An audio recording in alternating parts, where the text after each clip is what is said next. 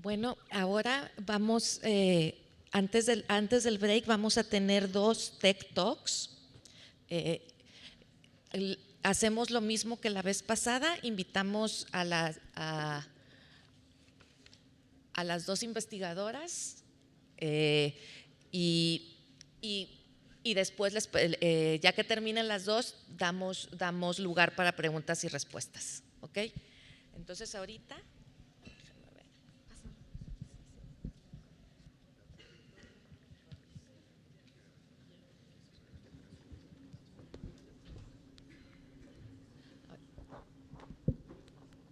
¿Eres Magali? Bianca. ¿Mande? Bianca. Bueno, aquí de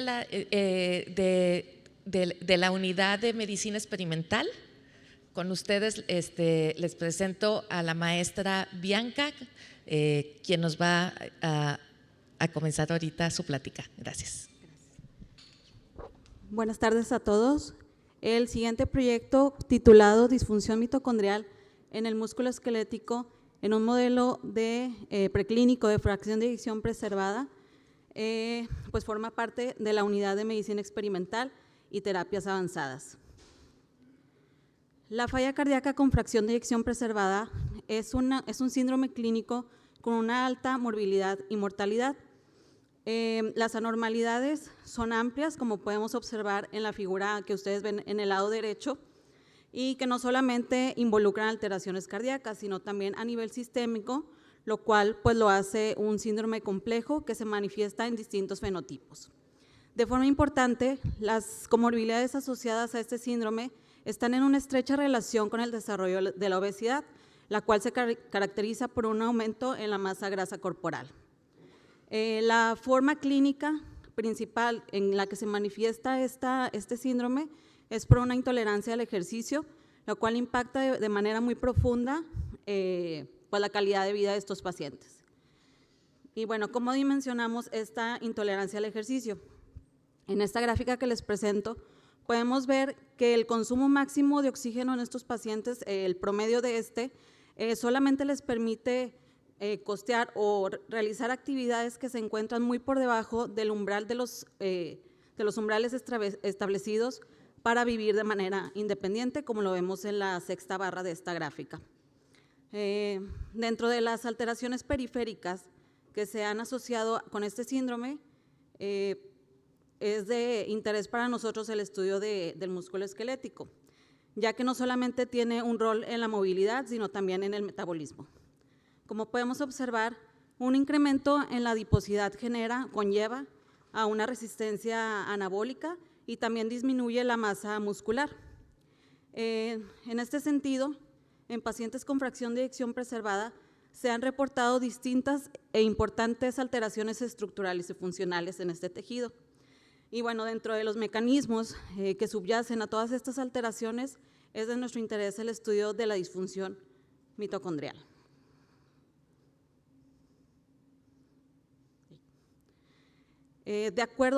Con respecto a esto y de acuerdo a las demandas metabólicas de la célula, la red mitocondrial en el músculo esquelético puede cambiar su arquitectura para favorecer ya sea un estado fusionado o conectado o por otra parte fisionado o fragmentado. En condiciones y este es un proceso complejo que está regulado por proteínas que podemos ver, ya identificadas, que podemos ver en el panel A en la parte inferior. Este proceso se ha evidenciado in vivo, lo cual lo podemos ver en la figura B. Sin embargo, en condiciones de obesidad, donde hay un ambiente de exceso de nutrientes, esta dinámica se ve afectada y como podemos ver también, hay cambios en la expresión de las proteínas reguladoras. En pacientes con fracción de eyección preservada, se ha visto una disminución importante en los niveles de mitofusina 2, que está relacionada con el proceso de fusión mitocondrial y que además tiene una asociación importante con los niveles del consumo máximo de oxígeno. Por todo esto, es que para nosotros este proyecto está enfocado en la caracterización de las alteraciones en el músculo esquelético que están relacionadas con la disfunción mitocondrial, moduladas por la dinámica mitocondrial. Para esto, nosotros estamos utilizando, para este proyecto, se utilizan ratones C57 de 8 semanas de edad, los cuales de manera aleatoria fueron divididos en un grupo control con una dieta estándar y nuestro grupo de intervención que con una dieta alta en grasa y el fármaco L-Ename suplementado en su bebida. Esto, el tiempo de intervención que les presento el día de hoy es a 8 semanas. Y como podemos ver en el panel B, este es un modelo que presenta las características más importantes de un modelo de fracción de eyección preservada. Adicionalmente, en el panel C, ustedes pueden ver que este es un modelo que tiene una masa corporal significativamente mayor. Estos animales, con respecto a su peso inicial, incrementan en alrededor de un 50% y con respecto al grupo control es una diferencia del 15%. Además, pues se caracteriza por cambios en su composición corporal, lo cual, como podemos ver, está asociada con cambios en los niveles de grasa. Alteraciones metabólicas pues son evidentes. En la figura A podemos ver que tras una prueba de tolerancia a la glucosa, estos animales presentan pues intolerancia a esta después de ser administrados de manera intraperitoneal con un bolo, lo cual también podemos ver el análisis por el área bajo la curva. Y en el panel B, ustedes pueden ver, bueno, nosotros utilizamos el índice de triglicéridos glucosa como un marcador de resistencia a la insulina. Este marcador en pacientes con fracción de eyección preservada, su nivel más alto se ha asociado con una mayor morbilidad y el riesgo de rehospitalización. Para evaluar la resistencia, la tolerancia al ejercicio, nosotros utilizamos este protocolo en una caminadora pues para ratones y después de un periodo de aclimatización de 3 días, iniciamos con una velocidad inicial que fue incrementando de forma gradual hasta llegar al agotamiento. Como podemos ver en la parte superior, todos los parámetros que nos da esta prueba se encuentran disminuidos de manera significativa. Por una parte, la distancia recorrida fue alrededor del 20% menor, la velocidad un 11% menor y el tiempo que duró la prueba un 15% menor. Con estos datos nosotros obtuvimos el trabajo realizado por ambos grupos y vemos que es significativamente menor en un 17%. Para las siguientes evaluaciones es importante mencionar que utilizamos 2 músculos, el gastrocnemio y el sóleo, los cuales difieren de manera importante no solamente en el tipo de fibra, sino en el metabolismo y otras características como la densidad mitocondrial. Utilizando respirometría de alta resolución y en concentraciones saturantes de los distintos complejos de la cadena respiratoria, podemos observar que en ese momento la respiración asociada al complejo 1, complejo 2 y la fosforilación oxidativa no presentan un cambio importante, aunque hay algunas tendencias en el músculo sóleo. Sin embargo, en el músculo gastrocnemio podemos ver que hay una disminución en el potencial de membrana, que es esta fuerza que promueve la síntesis de ATP y que además es importante para la homeostasis celular. En un protocolo recientemente publicado por nuestro grupo, nosotros describimos la forma en la que podemos evaluar la densidad, la distribución longitudinal y el nivel de organización de las mitocondrias en músculo esquelético. Aquí, bueno, solamente les muestro los datos del músculo gastrocnemio.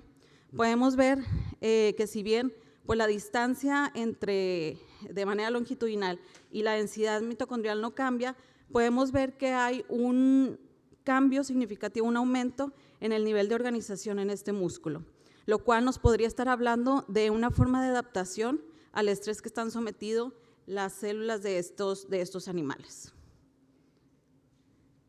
Por medio de qPCR, nosotros evaluamos los niveles de mensajero que codifican para las proteínas relacionadas con la fusión, fisión, la mitofagia y la biogénesis, y al igual vemos algunas tendencias, sin embargo, a nivel de los transcritos, pues no vemos alguna diferencia significativa.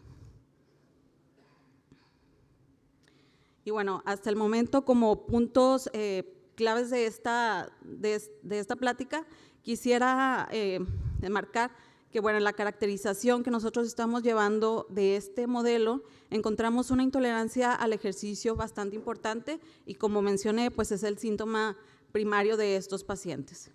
Además, bueno, con esto podemos ver la importancia de cuando se evalúa el músculo esquelético, tomar en cuenta las diferencias que se han reportado, que ya existen reportadas, como podemos ver por nuestros resultados diferenciales.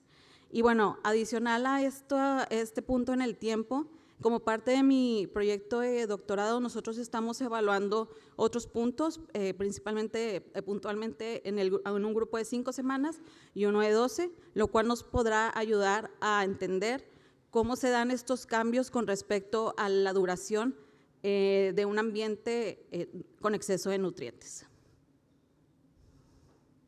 Finalmente, quisiera agradecer al grupo de trabajo de la maestra Noemí García, al doctor Gerardo García y a los miembros de la unidad, al Core Lab de Investigación Preclínica, a los organizadores de este congreso y a todos ustedes por escucharme. Muchas gracias.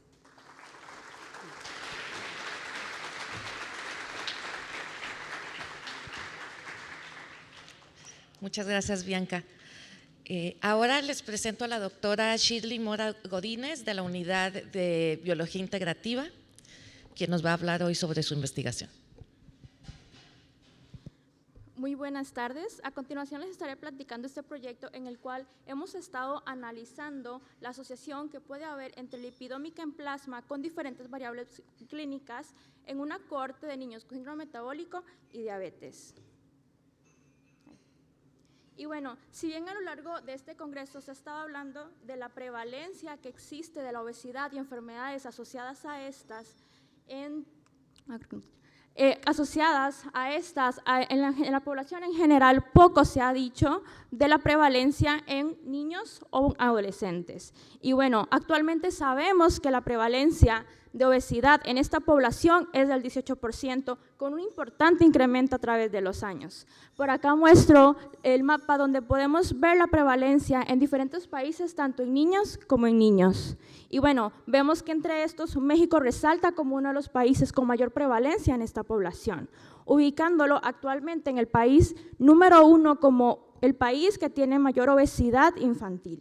Entre esto, pues sabemos que la prevalencia para esta población ronda del 34 a un 37%.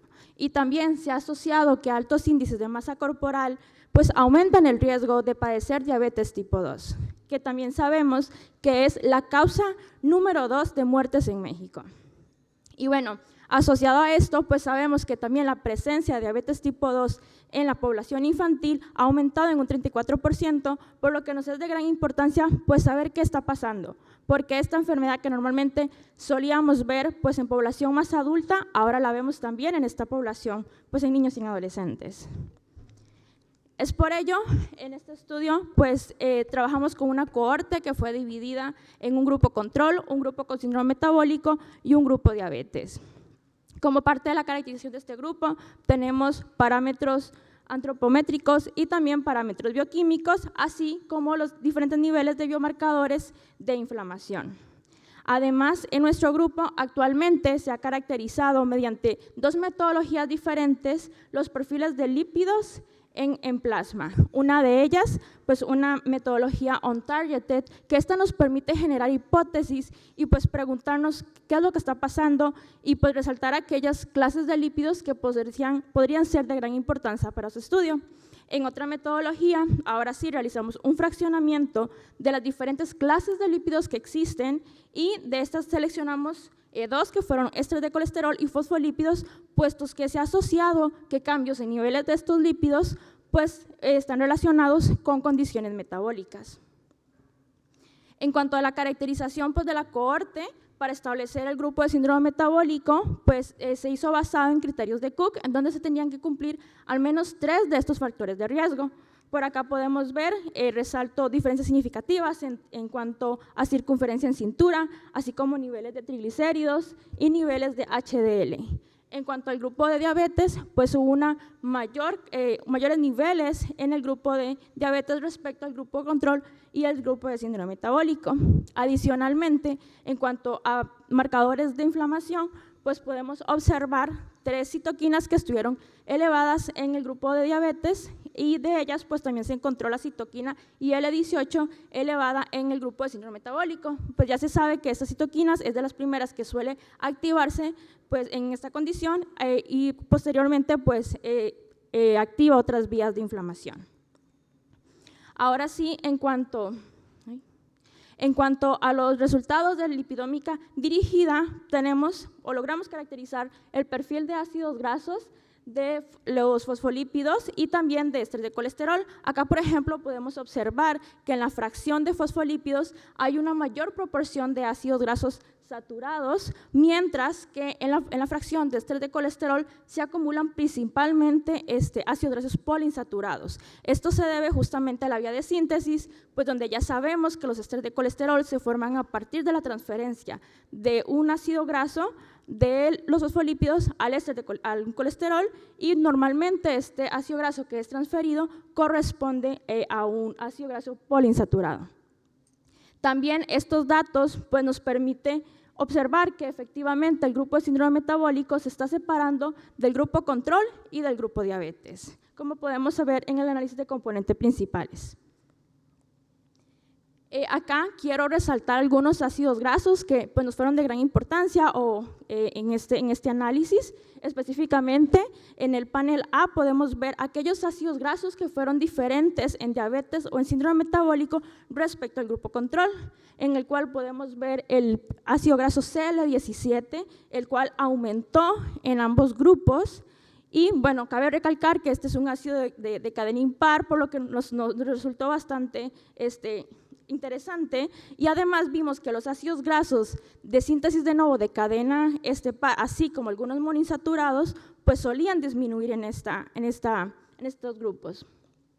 Por otro lado, también vimos que ácidos grasos omega 6, como lo son el C20-3N6 y el C22-4N6, aumentaban en el grupo síndrome metabólico, y pues sabemos que estos ácidos grasos son precursores o tienen actividad proinflamatoria.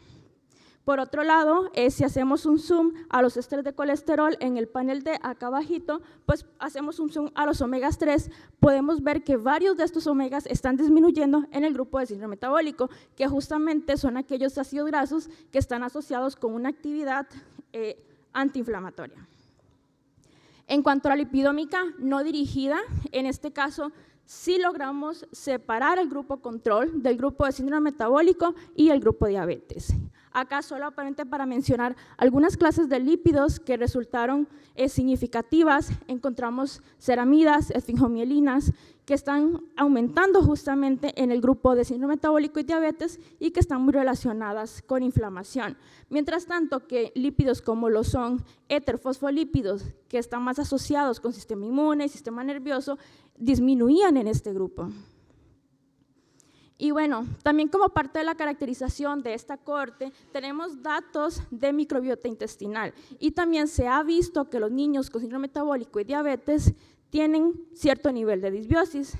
Por mencionarles algunos, pues se ha visto un incremento de bacterias flageladas, así como aquellas productoras de lipopolisacáridos que justamente están también muy relacionadas o asociadas con activación de inflamación. También se ha visto que algunos de los filums correlacionan positivamente con algunas de las variables de riesgos asociadas a diabetes o síndrome metabólico. Y bueno, algunos de los resultados relevantes, pues acá les estoy mostrando resultados con dos metodologías de lipidómica, y logramos ver que la integración de estas pues, nos pueden ayudar a explicar qué está pasando metabólicamente en estas condiciones y pues, en niños específicamente, pues, lo cual nos es de gran importancia porque hay muy poca información realmente. Acá en cuanto a la lipidómica dirigida, por ejemplo, logramos separar el grupo de síndrome metabólico de los otros dos grupos, mientras que la lipidómica no dirigida logramos diferenciar principalmente, ahora sí, síndrome metabólico y diabetes del grupo control. Además, con estas metodologías también podemos identificar posibles biomarcadores que nos podrían pues, funcionar para estudiar mejor estas enfermedades. Específicamente en el perfil de ácidos grasos encontramos el ácido graso C17 que está unido a fosfolípidos, así como el C8 que está unido a ésteres de colesterol. Adicionalmente, también vimos algunos indicadores como lo podrían ser el radio de omega 6 y omega 3, en este caso unido a ésteres de colesterol, pues se encontró más elevado en el grupo de síndrome metabólico. Esto pues, podría estar asociado tanto a metabolismo, pero también pues, a la ingesta o relacionado pues, a la dieta. Y bueno, también logramos observar con la lipidómica no dirigida, grupos de lípidos que también podrían ser importantes para su estudio, para entender mejor justamente qué está pasando en esta condición, como lo son los glicerolípidos, fosfolípidos, o en su caso los éterfosfolípidos, que más bien estaban disminuyendo en estas comorbidades. Y bueno, no quisiera terminar esta presentación sin antes agradecer a todo el equipo que está detrás de este estudio, desde el área clínica, quienes están pues recolectando muestras, la parte de bioinformática, la parte de química analítica y pues la integración e interpretación biológica. Muchas gracias.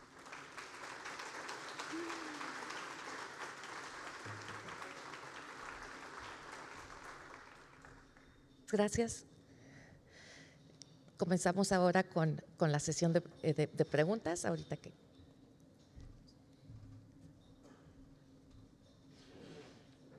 preguntas.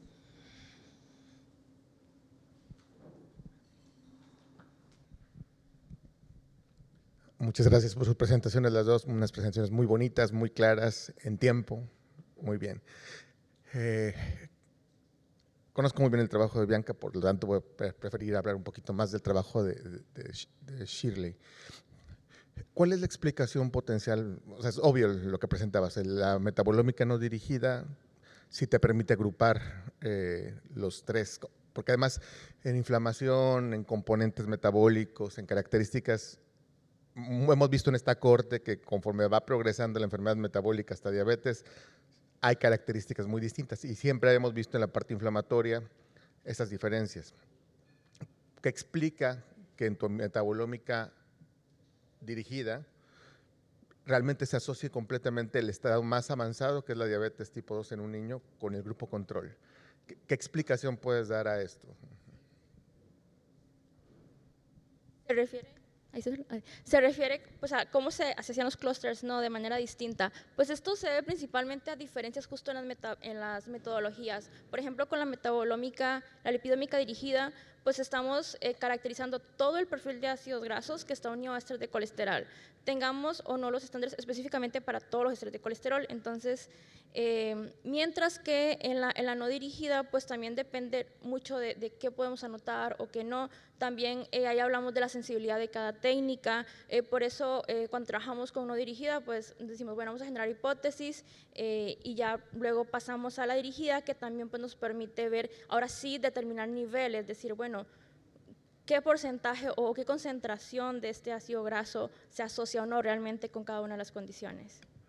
Sí, pero lo propones incluso como un biomarcador, entonces es un poco difícil pensar que la metabolómica dirigida, que conocemos mucho mejor a más detalle las implicaciones que tiene, pues a lo mejor no es un buen biomarcador. En realidad tienes que irte a especies de lípidos, como ceramida, lo decías, esfingolípidos, que son realmente los que te pueden ayudar a predecir, ¿verdad? De alguna forma. Sí, de hecho por ahí va el camino justamente ahora sí con la no dirigida, todo lo que estamos viendo que cambia, que más se puede analizar y proponer como posibles biomarcadores.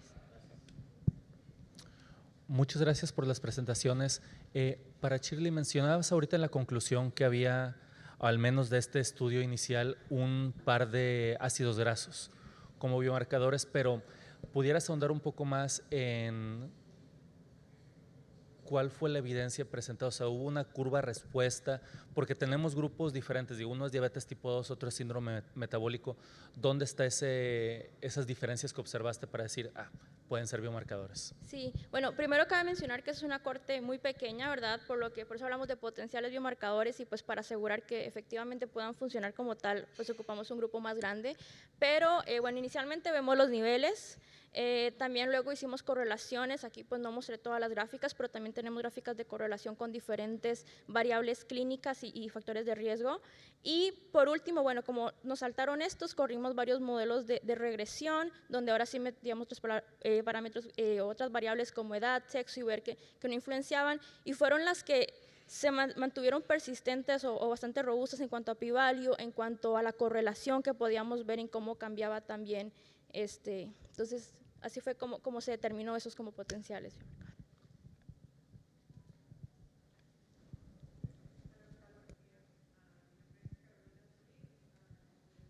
San Antonio, Texas, en la Universidad de Texas. Felicidades a las dos, trabajos muy interesantes y qué bueno que ya a temprana edad ya estén trabajando en ciencia y en presentaciones, así que las felicito y también felicidades por ser mujeres.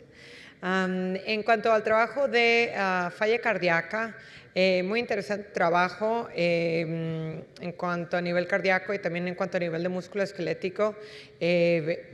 Sabemos que va a haber diferencias significativas a múltiples niveles en el músculo en los pacientes con falla cardíaca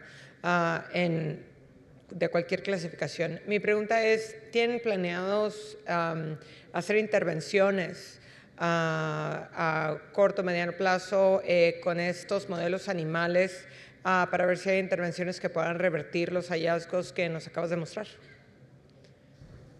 Sí, me escucho. Muchas gracias, doctora. Sí, bueno, como parte de este proyecto, que es mi proyecto de doctorado, no tal cual, sin embargo, en el grupo de trabajo de la maestra Noemí existen otros trabajos que están enfocados en intervenciones principalmente dietéticas, y bueno, yo previamente he trabajado con intervenciones de ejercicio en otro modelo de obesidad que también tiene pues disfunción diastólica, y sí se planean para otros proyectos pues realizar intervenciones dietéticas como restricción calórica, y bueno, se está evaluando también la posibilidad de ayuno intermitente. Muchas gracias. Acá, Carlos.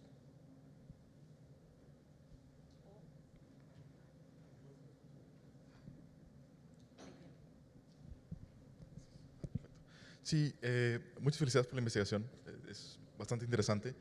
Me llamó bastante la atención que ven dos ácidos grasos de cadena impar, el C17 y C23, como marcadores. No estoy muy familiarizado con el metabolismo de lípidos en humanos. ¿Esos tienden a ser por ingesta dietética o estamos hablando de una disfunción ya de metabolismo donde se producen? Sí, hay varias formas que se pueden obtener, entre ellos la microbiota. También, pues por ahí mencionaba que también en algunas vías de beta-oxidación, también a partir de mononícleo A, me parece. Entonces, sí es también parte de metabolismo. Muy poco se habla, de hecho, pues del metabolismo de ácidos grasos de cadena impar justo, y por eso nos llamaba la atención. Pero sí, podría venir de varias vías.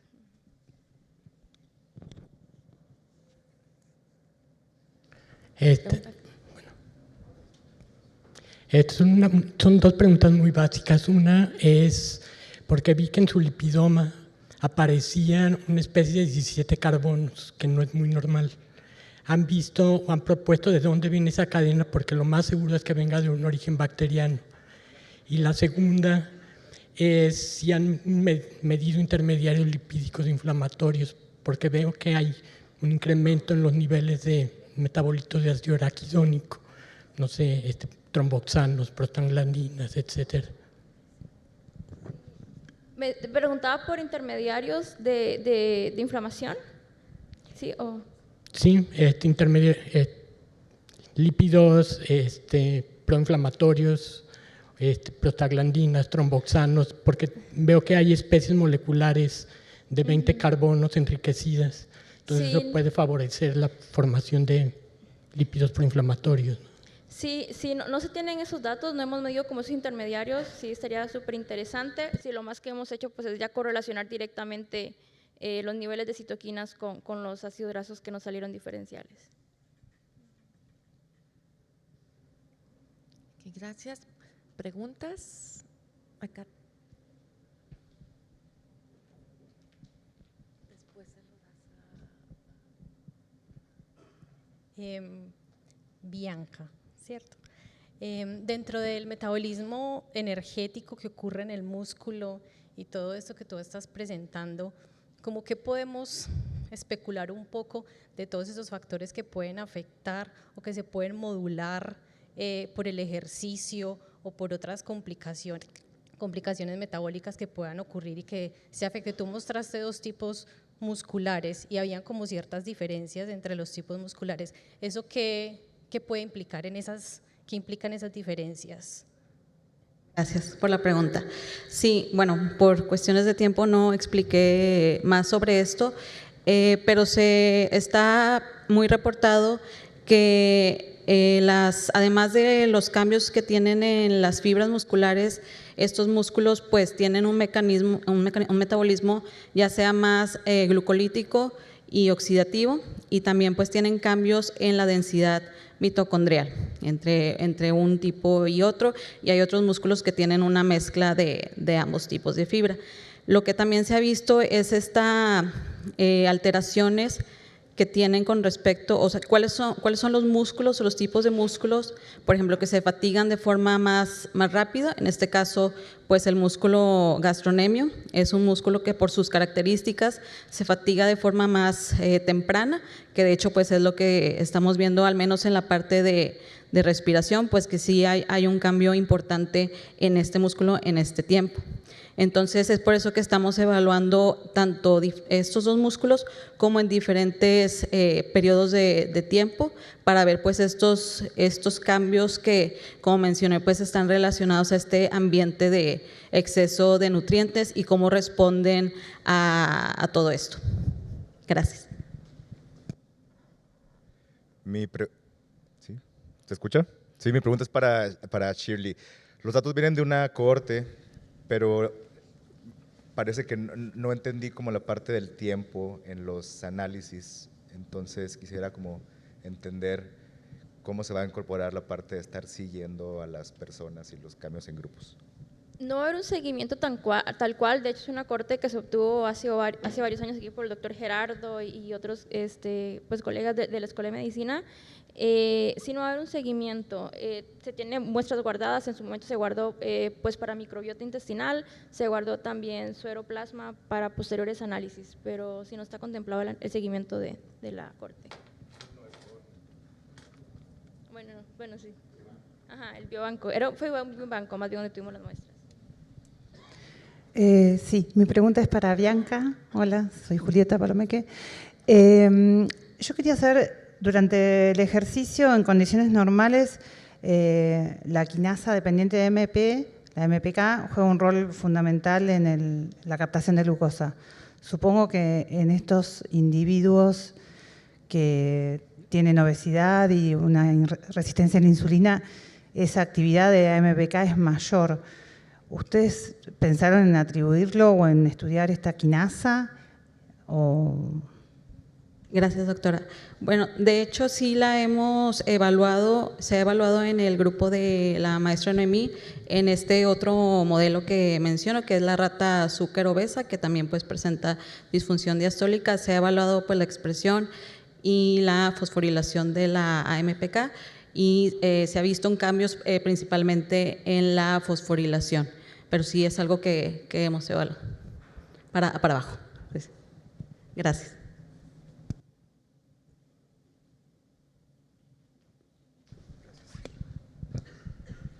Sí, Bianca, yo creo que es algo muy interesante lo que ves. ¿Y ves tendencia en cambios en la expresión de los transcritos de proteínas que están involucradas en la fisión o la fusión? No es claro, ¿verdad?, porque no es significativo, pero muchas veces esas proteínas relevantes, realmente los mecanismos importantes para hablar de su actividad son mecanismos protraduccionales. Muchas de ellas se fosforilan, cambian a nivel modificación posttraduccional. Entonces yo creo que sería muy relevante poder dar explicación. Y esta idea de los cursos temporales creo que te ayudaría, porque a veces es confuso. En un momento de daño aparece la transición, pero trata el organismo, por supuesto, de compensar, y a lo mejor en los tiempos que lo estás midiendo está tratando de cambiar, y en tiempos posteriores a lo mejor ya la homeostasis no se puede alcanzar y lo vas a ver de forma más marcada. Pero sí considero que DRP, por ejemplo, las fosforilaciones son algo muy importante de medir, las formas de la mitofusina, las largas, cortas, que te hablan de ahora sí funcionalmente el cambio. Creo que sería muy relevante considerarlas. Con respecto a eso, de hecho sí, pues por ejemplo, en este tiempo de 8 semanas pues nos vemos cambio. Sin embargo, en el grupo de 5 sí vimos una respuesta inicial en OMA, que es algo que se ha reportado también como una respuesta inicial al estrés, y a las 12 semanas también ya vemos cambios en PGC1. Entonces, sí, pero sin embargo sí es muy importante, como dice, pues ver estas modificaciones posttraduccionales y las isoformas, por ejemplo, de OPA también nos pueden dar mucha información. Muchas gracias.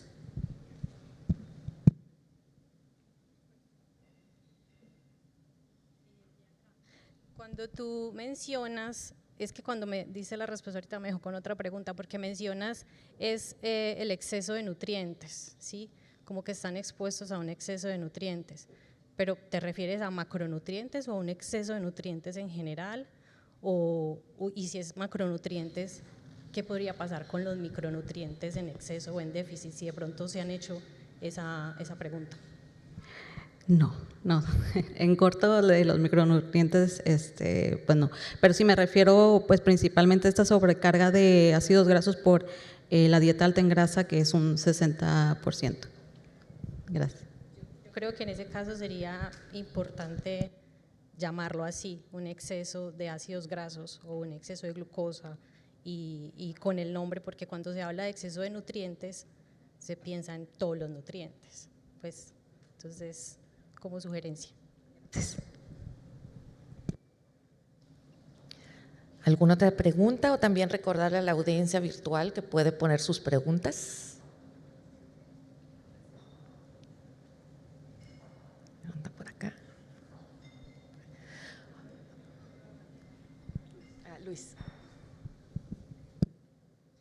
Gracias. Quería preguntarte, a ti directamente, este es un modelo animal.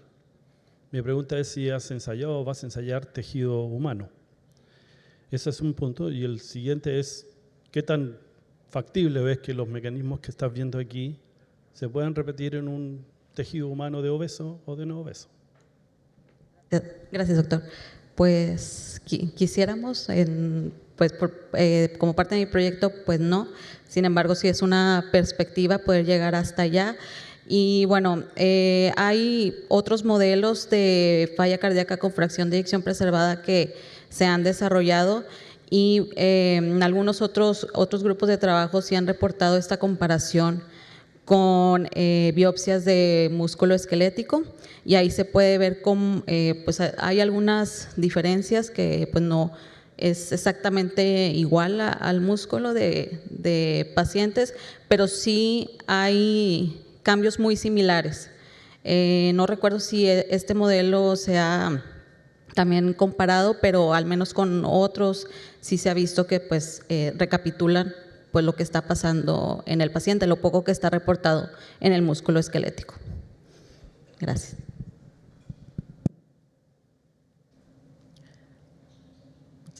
¿Más preguntas? Queda tiempo para una. Bueno, pues muchas gracias a Shirley y a Blanca.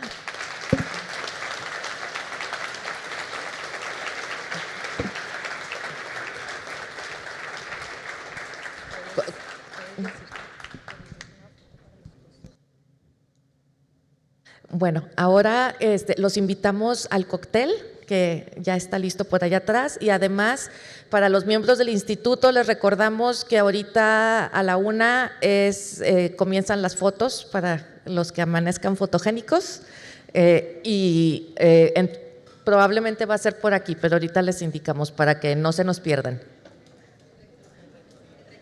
En rectoría, disculpe. Nos vemos para la foto.